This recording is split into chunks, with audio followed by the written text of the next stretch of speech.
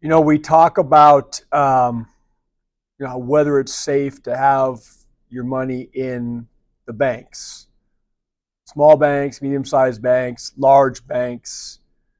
The concept of FDIC insurance, the 250,000, let's say federally insured limit that supposedly your money is to be protected. I came across an article earlier this morning, actually, I was reading, and I want to share it with you because it should give all of us a pause for immediate and substantial concern about how stable these banks are. And I'm talking about the big three or four banks now. Let me just quickly share the story with you.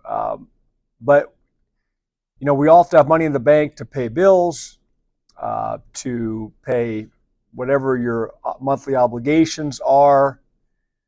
It's just not feasible to walk into all situations and pay for your monthly bills in cash or with Zelle or with PayPal.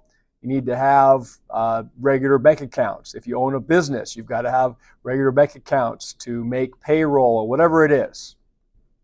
But the question that we all should be asking ourselves when you hear what I'm about to share with you is how much? Does it matter if your money is supposedly insured to $250,000? Because when this implodes, and it will at some point, I don't think that's going to mean anything. This is out of Wall Street Parade today, August 20th.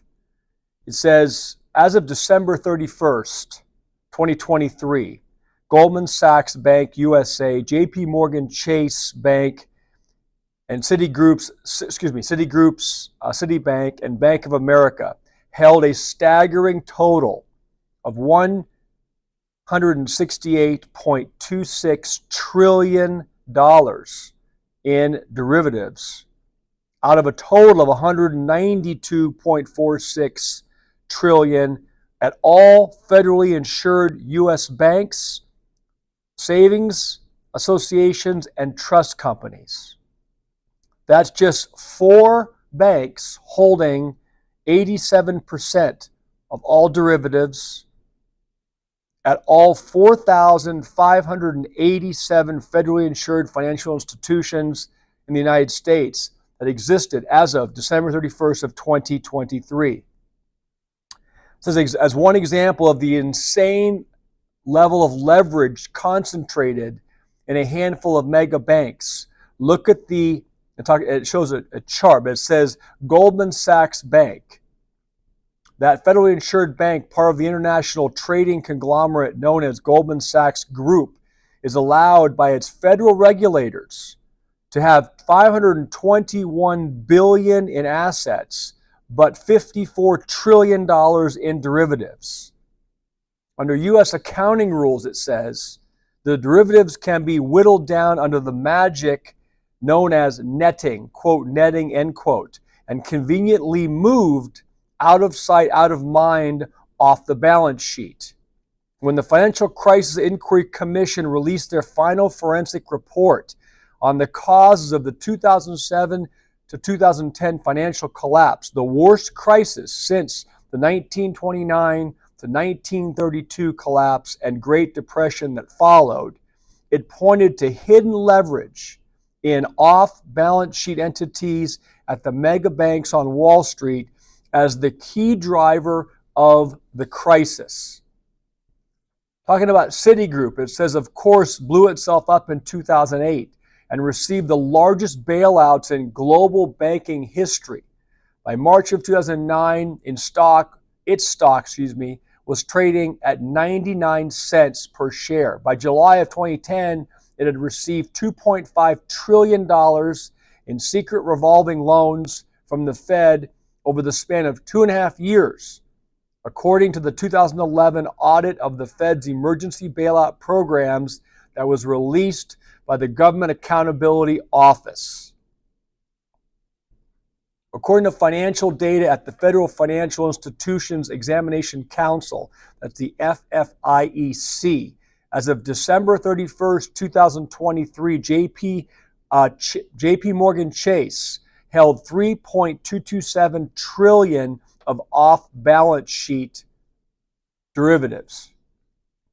In JP, well, let me say, I don't want to use the word derivative. It says held $3.227 trillion off balance sheet.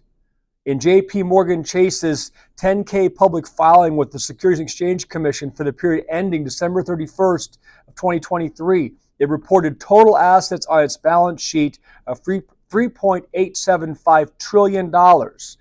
Listen to this. That's versus the FFIEC's data showing that it has another $3.227 trillion off balance, right?